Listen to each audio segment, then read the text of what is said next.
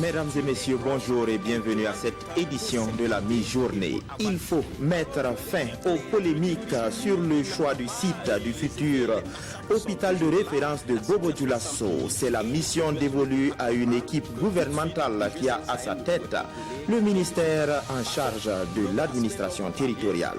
L'équipe a rencontré les coutumiers, les religieux et les forestiers pour annoncer des études à partir desquelles des décisions finales seront prises. Aujourd'hui, c'est jour de vote dans l'espace de l'Union européenne. Les citoyens des 21 pays se rendent dans les urnes pour élire leurs représentants qui doivent siéger au Parlement européen. Mais déjà, on annonce des taux de participation qui pourraient être inférieurs aux 42% enregistrés en 2014. Mesdames et messieurs, une fois de plus, bonjour et bienvenue au journal.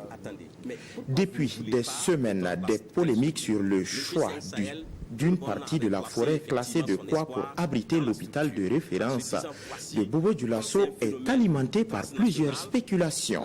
Le gouvernement tient à mettre fin aux polémiques et c'est pourquoi il a commandité une étude environnementale et sociale.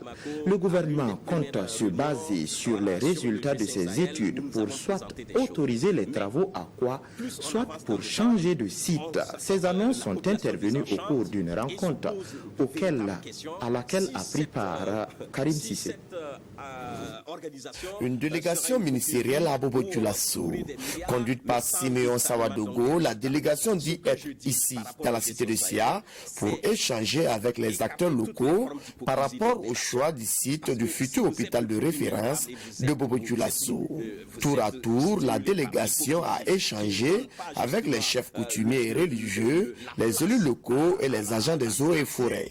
Nous avons d'abord observé des rencontres avec des propos de courtois, des échanges qui ont été très francs entre les différentes parties et les membres du gouvernement. Et nous avons également vu qu'il y a eu des propositions qui ont été faites. Nous avons vu qu'il y a des constats qui ont été faits. Et nous avons également appris beaucoup de choses, non seulement sur le choix du site, mais également la nécessité de préserver l'environnement, donc au niveau autour de cette ville de Bobo. La délégation a rassuré ses interlocuteurs quant au maintien de la ville de Bobo-Dioulasso pour abriter l'infrastructure.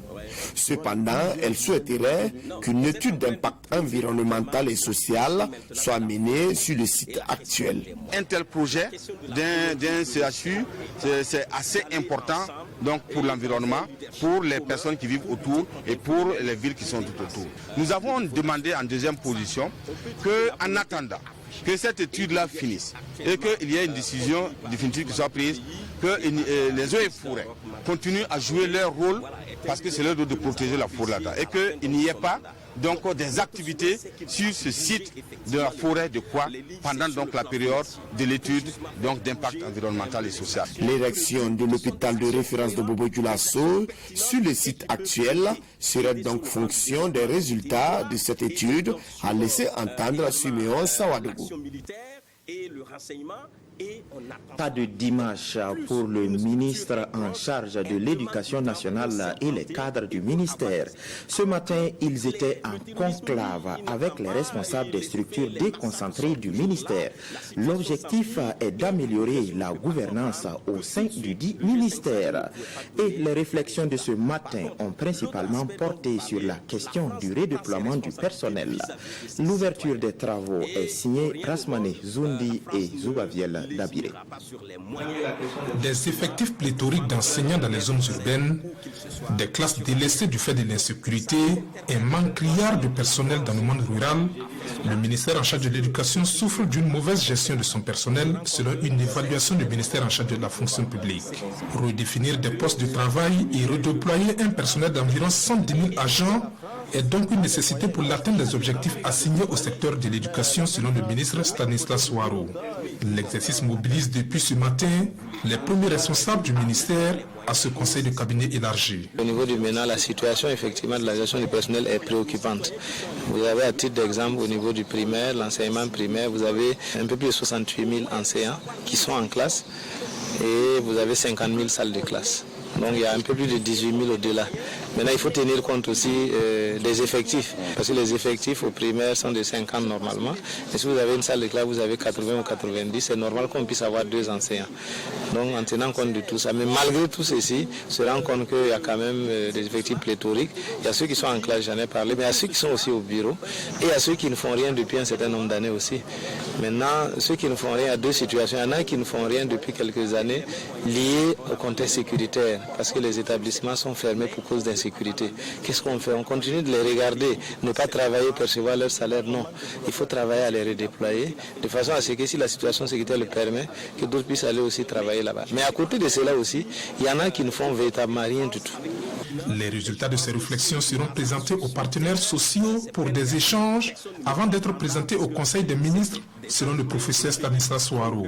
Patron de cette cérémonie d'ouverture des travaux, le Premier ministre Christophe Dabiré a salué le corps enseignant qui, malgré les difficultés, a permis de sauver l'année scolaire 2018-2019.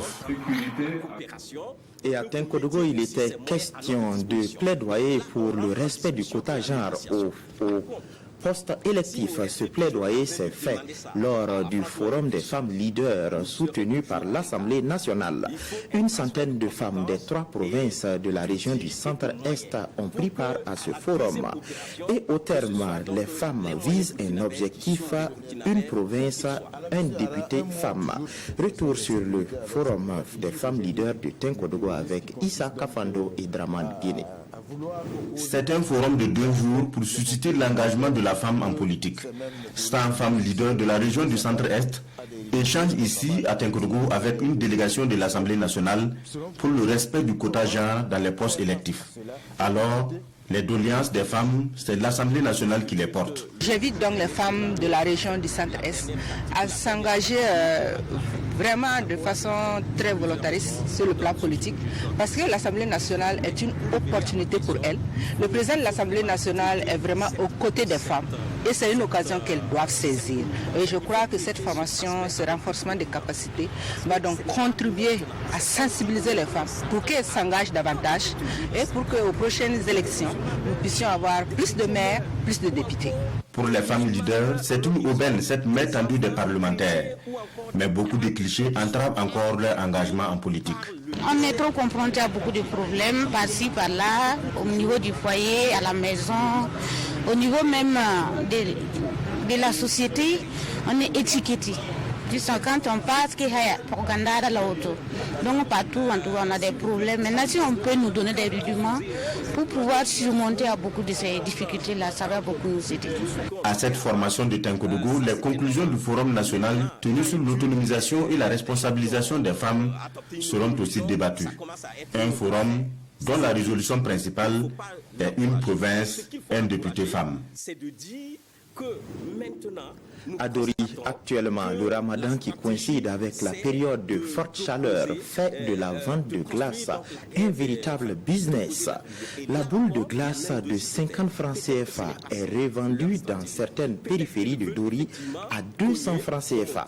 Cependant, les acteurs exposent quelques difficultés. On voit cela avec Ibrahim Kagone et Mariama Tamboura. La vente de la glace, une activité génératrice de revenus pour les femmes de Dori, surtout en ce mois de Ramadan. La demande est plus que l'offre en cette période de pénitence, quand il faut rompre le jeûne avec de l'eau fraîche. Ces femmes revendeuses vont de cours en cours pour s'approvisionner. On prend un petit pari, Zaman Lafia, on part prendre là-bas pour aller revendre.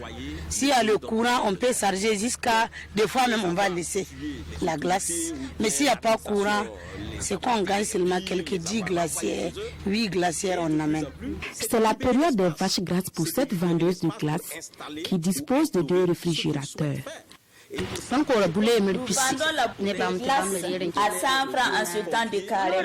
Après cela, je compte baisser le prix parce que je livre dans les maquis. Le prix de la glace est fonction de la localité et de la solidité. On nous vend à 100 francs, on revend à 200. On déplace le taxi avec 25 000 francs. On part, des fois même on peut aller trouver qu'il a plu chez nous. Il n'y a même pas marché. On est obligé de vendre ça à 200. Malgré le coût élevé de la glace, difficile pour les consommateurs de s'en passer, surtout que le mois de juin coïncide avec la période des pics de chaleur. Le Sahel, ça fait chaud. Sans ça, là, tu ne peux pas. Sans glace, là, vraiment, tu ne peux pas. Tu es obligé de payer. C'est 150 qu'il a dit. Et puis on paye, on paye. Ce n'est pas suffisant. Voilà une mise qui est prise 10 tout de suite. Quelques facteurs qui justifient ce prix de la glace sont les coupures d'eau et les délestages à répétition. La facture d'électricité vient parfois à plus de 30 000 francs pour un seul réfrigérateur. On peut charger le frigo et constater le matin que l'eau ne s'est pas uniforme. Ce commerce de glace est juste occasionnel pour certaines revendeuses, mais pour d'autres, il pourrait être une activité pérenne si toutefois elles avaient l'électricité constante dans leur localité. Notre inquiétude, c'est de nous grouiller, on va avoir le courant. Puisque le fait qu'on se déplace est trop fatigant. Mais si on a le courant nous-mêmes, chacun est capable de payer le frigo pour vendre lui-même. En attendant, ces revendeuses de glace comptent profiter de ces quelques jours qui restent pour le mois de juin pour faire de bonnes affaires et préparer la fête du Ramadan. Parlons maintenant d'un anniversaire, celui du petit séminaire de Notre-Dame d'Afrique de Koudougou qui a 60 ans. Ce jubilé de diamant a été célébré hier dans la cité du Cavalier Rouge. Pour l'occasion, anciens et nouveaux séminaristes accompagnés des fidèles catholiques se sont retrouvés pour une messe d'action de grâce. Adama Giti Sanoa Christine Koulibaly. C'est une célébration eucharistique pour rendre grâce à Dieu pour les 60 ans de vie du petit séminaire de Koudougou. 60 ans au service de la formation humaine, intellectuelle, spirituelle et pastorale. Je dirais que chaque jour que nous nous levons, nous rendons grâce à Dieu, mais des étapes particulières de l'histoire permettent de pouvoir dire un merci particulier à Dieu qui a permis l'existence de cette institution et qui a surtout fait pour tous ceux qui sont passés par là. Et ce sont plusieurs générations qui se sont succédées au petit séminaire de Koudougou. Comme si c'était hier, Béoluc Adolphe Tiao se souvient de son passage dans ce temple du savoir. Cette année, ça fera 50 ans que j'ai rentré au séminaire, donc c'est-à-dire en 1969. C'est l'institution qui m'a forgé et sincèrement dit, qui a fait de moi ce que je suis. Ce que je retiens particulièrement, c'est la discipline que nous y avons appris, le goût du travail, que ce soit le travail intellectuel ou le travail manuel, nous l'avons tous appris ici.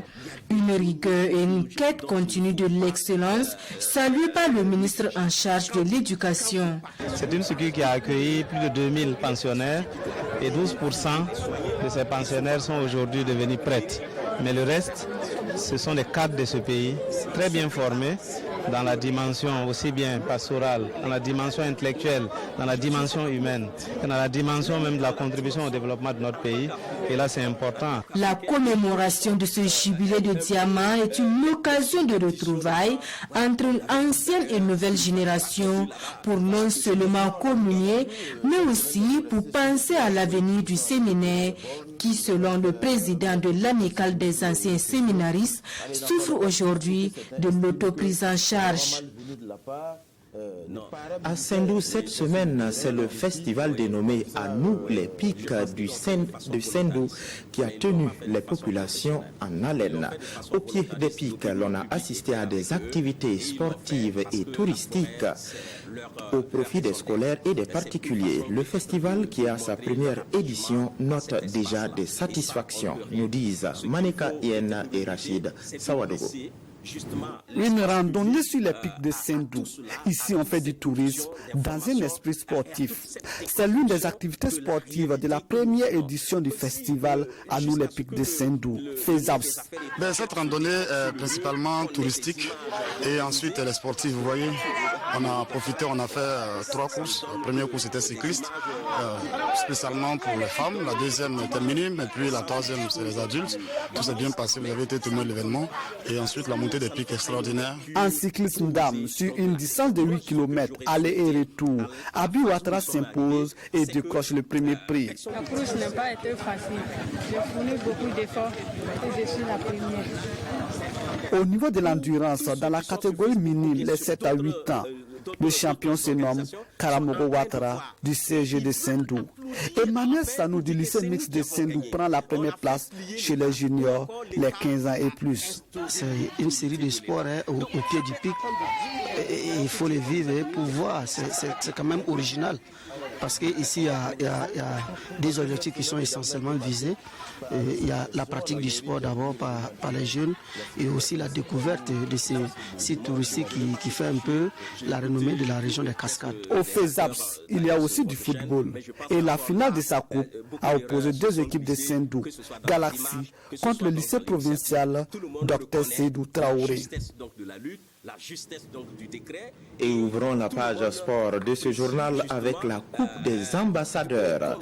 La première édition est remportée par l'équipe de la présidence du Faso. En finale, elle a battu l'équipe du Canada au tir au but à l'issue d'un score de parité au temps réglementaire. Kosoun Koulibaly et Kalfa Ouattara pour les détails. Jusqu'au bout du suspense et des tirs au but, la présidente du Faso remporte la première édition de la Coupe des ambassades.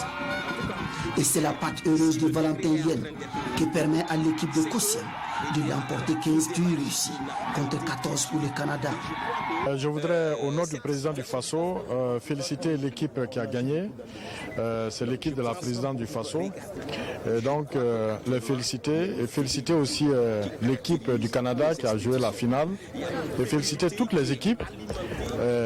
Vous savez que notre pays traverse des moments assez difficiles. Mais de temps en temps, il faut pouvoir s'égayer. Parce que nous avons eu droit ici à une belle ambiance d'un groupe qui nous a mis dans cette ambiance de la situation que nous vivons, que la victoire, nous allons aller à la victoire. Et cette victoire-là, c'est pas seulement sur le terrain de foot, mais c'est sur le terrain de la lutte contre l'insécurité. Et c'est ce qui est important. Je pense que c'est l'engagement du président du Faso. C'est un engagement constant. C'est l'engagement de tout le gouvernement. Il a fallu 3 séries de tirs pour désigner le vainqueur de cette compétition qui a permis de poser les bases devant permettre au Burkina de raffermir ses liens d'amitié avec les pays amis et à travers le sport d'étendre le champ de la coopération. Nous avons initié cette compétition pour aller dans le sens donc, de la volonté du président du Faso qui a instruit le ministère des Sports et des Loisirs dans les différentes orientations. Et l'une des orientations, c'est la cohésion sociale, c'est la cohésion nationale. Et l'autre orientation, naturellement, c'est le rayonnement du Burkina Faso à l'extérieur de notre pays. Et pour cela, nous sommes engagés à développer ce qu'on appelle la diplomatie sportive. Et cette diplomatie sportive passe nécessairement par ouvrir donc les portes de notre pays vers d'autres horizons pour faciliter donc la coopération entre nos pays. Et le sport est un facteur ici déterminant. Une coopération au beau fixe et le score de 2 buts partout entre gouvernement et missions diplomatiques renforce les liens d'amitié et de coopération. La meilleure joueuse du tournoi, l'équipe Fair Play, ainsi que toutes les équipes participantes ont été distinguées. Aujourd'hui, c'est jour de finale de Coupe du Faso et sur ce plateau, nous recevons Lassina Ouattara pour en parler.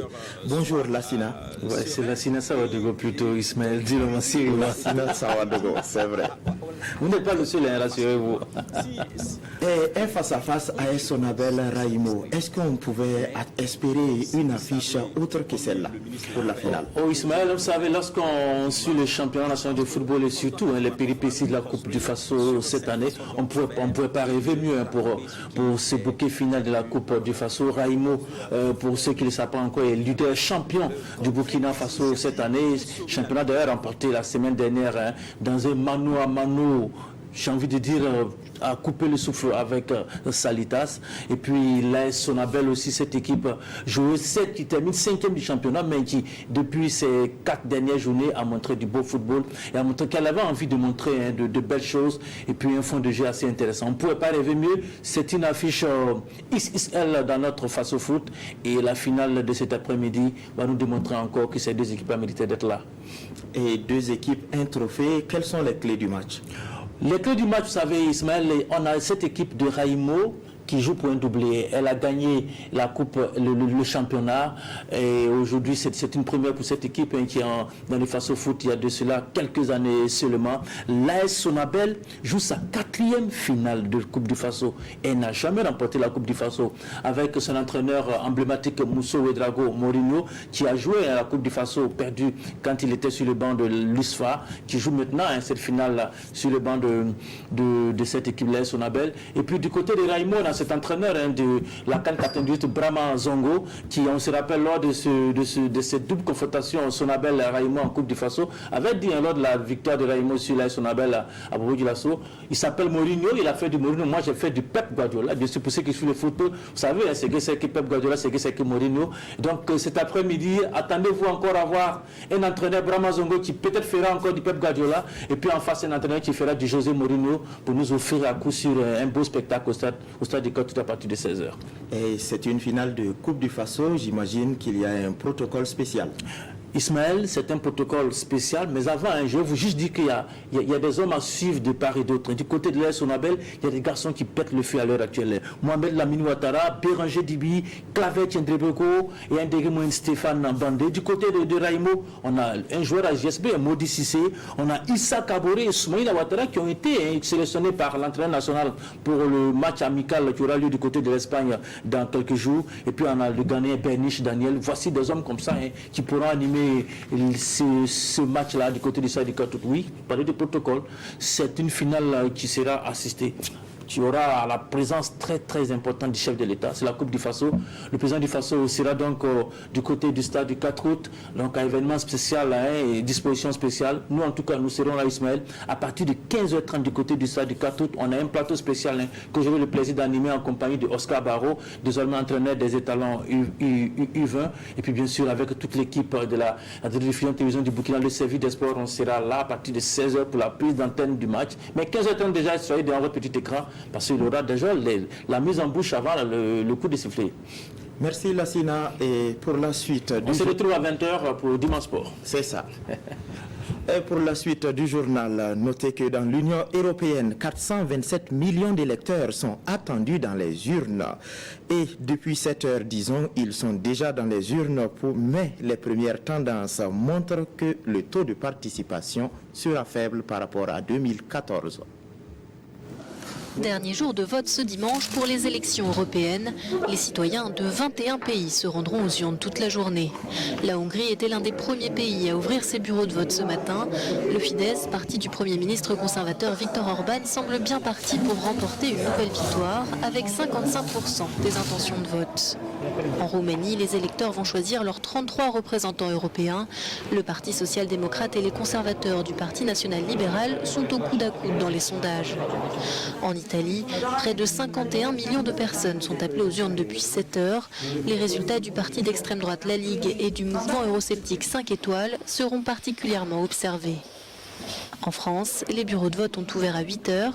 Les électeurs pourront choisir entre 34 listes pour élire leurs 79 députés. Selon les derniers sondages, le Rassemblement national est en tête, juste devant la liste de La République en marche.